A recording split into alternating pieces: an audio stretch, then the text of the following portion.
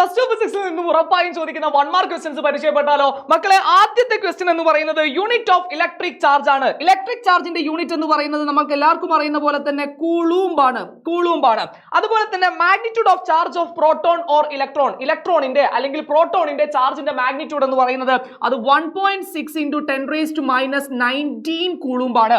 അതുപോലെ തന്നെ അടുത്തത് when a body is negatively charged, ഒരു ബോഡി നെഗറ്റീവ്ലി ചാർജ്ഡ് ആയി കഴിഞ്ഞാൽ, അതായത് ഇലക്ട്രോണിനെ വാങ്ങുകയാണ് ചെയ്യുന്നത്. നെഗറ്റീവ്ലി ചാർജ്ഡ് എന്ന് പറഞ്ഞാൽ ഇറ്റ്സ് മാസ് സ്ലൈറ്റ്ലി, ആ ബോഡിയുടെ മാസ് എന്താ സംഭവിക്കുക? Slightly increases. അത് അടുത്തത് when a body is positively charged, ഒരു ബോഡി ഇലക്ട്രോണിനെ വിട്ടുകൊടുക്കുമ്പോഴാണ് പോസിറ്റീവ്ലി ചാർജ്ഡ് ആവുന്നത്. അങ്ങനെയാണെങ്കിൽ ആ ബോഡിയുടെ മാസ് എന്ത് ചെയ്യും? ഡിക്രീസ് ചെയ്യാണ് ചെയ്യുന്നത്, ഡിക്രീസസ്. അടുത്തത് ഇലക്ട്രിക് ഫ്ലക്സ് എന്ന് പറയുന്നത് സ്കേലാർ ആണോ വെക്ടർ ആണോ? ഓഫ് കോഴ്സ് അയാൾ എന്താണ്? ഇലക്ട്രിക് ഫ്ലക്സ് എന്ന് പറഞ്ഞാൽ അയാൾ ഒരു സ്കേലാർ ക്വാണ്ടിറ്റി ആണ്. അടുത്തത് വാല്യൂ ഓഫ് കൂളും കോൺസ്റ്റന്റ്, അതായത് 1/4πε0 എന്ന് പറയുന്ന ആള്, അതാണ് നമ്മൾ കൂളും കോൺസ്റ്റന്റ് എന്ന് വിളിക്കുക. അതിന്റെ വാല്യൂ എന്ന് പറയുന്നത് 9 × 10⁹ ആണ്. Unit of electric dipole moment, എന്താണ് ഇലക്ട്രിക് ഡൈപോൾ മൊമെന്റിന്റെ യൂണിറ്റ് എന്ന് പറയുന്നത്? അത് കൂളൂംബ് മീറ്റർ ആണ്. അതെന്തല്ല? സെന്റിമീറ്റർ അല്ല. നിങ്ങൾ മാറിപ്പോവാതിരിക്കാൻ പ്രത്യേകം ശ്രദ്ധിക്കണം. അടുത്ത ചോദ്യത്തിലേക്ക് നമ്മൾ പോവാണ്. Electric potential is A dash quantity. Electric potential എന്ത് ക്വാണ്ടിറ്റി ആണ്? അയാൾ ഒരു സ്കേലാർ ക്വാണ്ടിറ്റി ആണ്. അടുത്തത് യൂണിറ്റ് ഓഫ് കപ്പാസിറ്റൻസ് ആണ്. നമുക്ക് എല്ലാവർക്കും അറിയാം കപ്പാസിറ്റൻസിന്റെ യൂണിറ്റ് എന്ന് പറയുന്നത് ഫാരഡ് ആണ് കപ്പാസിറ്റൻസിന്റെ യൂണിറ്റ് എന്ന് പറയുന്നത്. യൂണിറ്റ് ഓഫ് ഇലക്ട്രിക് പൊട്ടൻഷ്യലിന്റെ യൂണിറ്റ് എന്ന് പറയുന്നത് ഓഫ് കോഴ്സ് നമ്മൾ അത് വോൾട്ട് എന്നായിരിക്കും പഠിച്ചിട്ടുണ്ടായിരിക്കുക, അല്ലെ? അപ്പം നിങ്ങൾ ഇത് മനസ്സിലാക്കി വെക്കണം. അടുത്ത ചോദ്യം എന്ന് പറയുന്നത് surface over which electric potential is same, അതായത് ഇലക്ട്രിക് പൊട്ടൻഷ്യൽ സെയിം ആയിട്ടുള്ള സർഫസിനെ നമ്മൾ വിളിക്കുന്ന പേരെന്താണ്? യെസ്, അതിന്റെ പേരാണ് ഇക്യു പൊട്ടൻഷ്യൽ സർഫസ്. അടുത്തത് electric field and electric potential connected by the relation. Electric ഫീൽഡും ഇലക്ട്രിക് പൊട്ടൻഷ്യലും തമ്മിൽ കണക്ട് ചെയ്യുന്ന ഇക്വേഷൻ എന്താ? Is equal to -dV/dx. Electric field is the negative gradient of electric potential എന്ന് പറഞ്ഞ് നമ്മൾ ഈ ഒരു ഡെറിവേഷൻ എന്ത് ചെയ്യുന്നുണ്ട്? പഠിക്കുന്നുണ്ട്. അടുത്തത് work done to move a charge on an equipotential surface. ഒരു ഇക്യു പൊട്ടൻഷ്യൽ സർഫസിന്റെ മുകളിലൂടെ ഒരു ചാർജിനെ മൂവ് ചെയ്യാൻ നമ്മൾ ചെയ്യുന്ന വർക്ക് എന്തായിരിക്കും? ഓഫ് കോഴ്സ് അത് 0 ആയിരിക്കും. So the answer is 0. അടുത്ത ചോദ്യത്തിലേക്ക് നമ്മൾ പോവാണ്. Electric current is A dash quantity. Electric current എന്ന് പറയുന്നത് എന്ത് ക്വാണ്ടിറ്റി ആണ്? നമ്മൾ മനസ്സിലാക്കണം. ഇലക്ട്രിക് കറന്റ് എന്ന് പറയുന്നത് എന്ത് ക്വാണ്ടിറ്റി ആണ്? അതൊരു സ്കേലാർ ക്വാണ്ടിറ്റി ആണ്. SI യൂണിറ്റ് ഓഫ് ഇലക്ട്രിക് കറന്റിന്റെ SI യൂണിറ്റ് എന്ന് പറയുന്നത് എന്താണ്? യെസ്, അത് ആംപിയർ ആണ് ഇലക്ട്രിക് കറന്റിന്റെ SI യൂണിറ്റ് എന്ന് പറയുന്നത്. If current is variable, current ഒരു വേരിയബിൾ ആണെന്നുണ്ടെങ്കിൽ, അതായത് എന്ത് ചെയ്യുന്നു? കറന്റിന്റെ വാല്യൂ കൂടിയും കുറഞ്ഞും കളിക്കുന്നുണ്ടെങ്കിൽ അത് ഏത് ഇക്വേഷൻ വെച്ചാണ് നമ്മൾ റെപ്രസെന്റ് ചെയ്യുക? Yes, I is equal to dQ/dt. Okay, yes. അടുത്തതാണ് SI യൂണിറ്റ് ഓഫ് റെസിസ്റ്റൻസിന്റെ SI യൂണിറ്റ് എന്ന് പറയുന്നത് എന്തായിരിക്കും? ഓം ആയിരിക്കും. അടുത്തത് SI യൂണിറ്റ് ഓഫ് റെസിസ്റ്റിവിറ്റിയുടെ യൂണിറ്റ് എന്ന് പറയുന്നത് ഓം അല്ല, അത് ഓം മീറ്റർ ആണ്. Ohm metre. അടുത്തത് 1 ampere is equal to dash coulomb per second, അതായത് 1 ആംപിയർ എന്ന് പറഞ്ഞാൽ 1 കൂളും പെർ സെക്കൻഡ് ആണ്. അടുത്ത ചോദ്യം magnitude of drift velocity per unit electric field. Drift velocity per unit electric field എന്ന് പറഞ്ഞു കഴിഞ്ഞാൽ അതിനെ നമ്മൾ മൊബിലിറ്റി എന്നാണ് വിളിക്കുക. Okay, the answer is mobility. അടുത്തത് Kirchhoff first law is based on law of conservation of dash. കിർച്ചോഫിന്റെ first law ഏത് കൺസർവേഷൻ ലോയെ പറ്റിയിട്ടാണ് പറയുന്നത്? ലോ ഓഫ് കൺസർവേഷൻ ഓഫ് ചാർജിനെ പറ്റിയിട്ടാണ് കിർച്ചോഫിന്റെ ഫസ്റ്റ് ലോ പറയുന്നത്. Kirchhoff second law is based on law of conservation of dash. കിർച്ചോഫിന്റെ സെക്കൻഡ് ലോ ഏത് കൺസർവേഷൻ ലോയെ പറ്റിയിട്ടാണ് പറയുന്നത്? അതായത് നമ്മൾ മനസ്സിലാക്കി വെച്ചേക്ക്, അത് ഏത് കൺസർവേഷൻ ആണ്? കിർച്ചോഫിന്റെ second law of conservation of energy ആണ്. അടുത്തത് when temperature increases the resistivity of semiconductor dash. Temperature കൂടിയാൽ സെമി കണ്ടക്ടറിന്റെ റെസിസ്റ്റിവിറ്റി കുറയാണ് ചെയ്യുന്നത്. So resistivity of semiconductor decreases. Okay, ഇനി അടുത്തത് expression for ampere circuital theorem. നമ്മൾ മനസ്സിലാക്കുന്നുണ്ട് എന്താണ് ampere circuital theorem?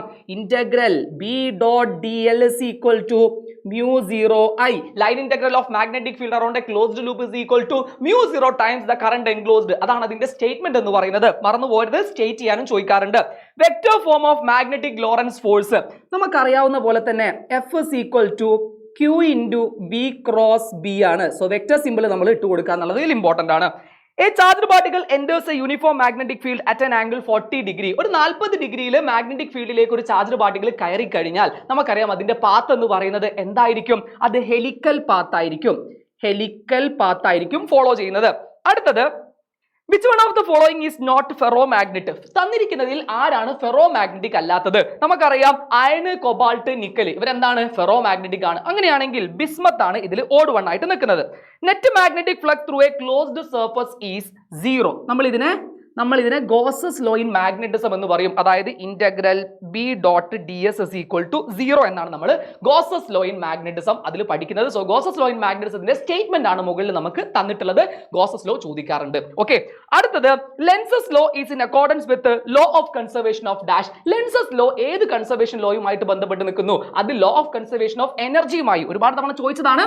Law of conservation of എനർജിയുമായി ബന്ധപ്പെട്ട് നിൽക്കുന്നു. അടുത്തത് the time rate of change of magnetic flux എന്താണ് നമ്മൾ പഠിച്ചിട്ടുണ്ടായിരുന്നത്? ഈസ് ഈക്വൽ ടു അല്ലെ, ഈസ് ഈക്വൽ ടു d∅dt എന്നാണ് നമ്മൾ പഠിച്ചത്. സോ ആൻസർ എന്ന് പറയുന്നത് എന്താണ്? യെസ്, ഇ ആണ് അവിടുത്തെ answer. The device which converts mechanical energy to electrical energy. Mechanical എനർജിയെ ഇലക്ട്രിക്കൽ എനർജി ആക്കി മാറ്റുന്ന ഡിവൈസിന് നമ്മൾ പറയുന്ന പേരെന്താണ്? യെസ്, ജനറേറ്റർ എന്നാണ് നമ്മൾ അതിന്റെ പറയാ. എന്താണ് അതിന്റെ പേര്? ജനറേറ്റർ. അടുത്തത് write the equation for instantaneous value of voltage. അതായത് നമ്മൾ AC ചാപ്റ്ററിന്റെ അകത്ത് മനസ്സിലാക്കുന്ന ഒരു കാര്യമാണ് എന്താണ് ഇൻസ്റ്റന്റേനിയസ് വാല്യൂ ഓഫ് വോൾട്ടേജ് എന്ന് പറയുന്നത്.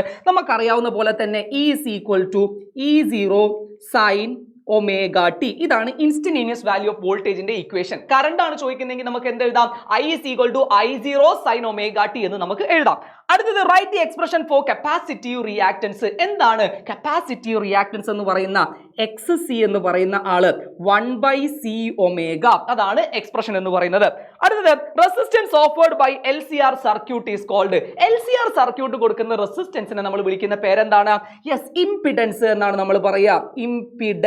ഇംപിഡൻസ് എന്നാണ് നമ്മൾ പറയുന്നത്. അടുത്തത് in an inductor only circuit current dash EMF by angle 90 degree. ഈ EMF മാത്രം എന്താണ് ഇവിടെ പറഞ്ഞിട്ടുള്ളത്? Inductor only circuit. നമ്മളൊരു കോഡ് പഠിക്കുന്നുണ്ട്. എന്താണ്? ഇൻഡക്ടർ ഓൺലി സർക്യൂട്ട് ആണെങ്കിൽ എലി എന്ന് പഠിക്കും. എന്താണ് എലി എന്ന് പറഞ്ഞു കഴിഞ്ഞാൽ? യെസ്, എൽ എന്ന് പറയുന്നത് ഇൻഡക്ടറിന്റെ സിമ്പൽ ആണ്. ഇൻഡക്ടറിന്റെ സിമ്പൽ ആണ് എൽ എന്ന് പറയുന്നത്. അങ്ങനെയാണെങ്കിൽ ആദ്യം വരുന്നത് ആരാ? മുമ്പിലുള്ളത് EMF, പുറകിലുള്ളത് കറണ്ട്. അങ്ങനെയാണെങ്കിൽ ചോദ്യം ഇതാ, ഇൻഡക്ടർ ഓൺലി സർക്യൂട്ട് കറണ്ട് എന്ത് ചെയ്യുന്നു?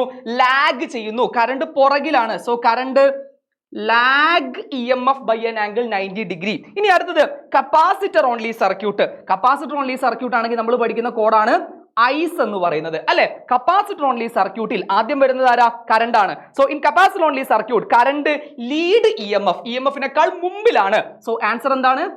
ലീഡ് ആണ്. Okay, lead by an angle 90 degree. Okay ആണല്ലോ. ഇപ്പൊ നമ്മൾ AC എന്ന് പറയുന്ന ചാപ്റ്റർ വരെയാണ്. അതായത് നമ്മുടെ പ്രത്യക്ഷത്തിൽ നോക്കുകയാണെന്നുണ്ടെങ്കിൽ നമ്മുടെ ആദ്യത്തെ 7 ചാപ്റ്റേഴ്സ് ആണ് നമ്മൾ എന്താക്കിയിട്ടുള്ളത്, ചെയ്തിട്ടുള്ളത്. ഇനി അങ്ങോട്ടേക്കുള്ള വീഡിയോസ് നിങ്ങൾക്ക് വേണമെന്നുണ്ടെങ്കിൽ നിങ്ങൾ എന്ത് ചെയ്യുക? പാർട്ട് 2 എന്ന് കമന്റ് ചെയ്യുക. കമന്റ് ചെയ്താൽ ഉറപ്പായിട്ട് നിങ്ങൾക്ക് ആ ഒരു വീഡിയോ ഞാൻ ചെയ്യുന്നതായിരിക്കും. Okay, by.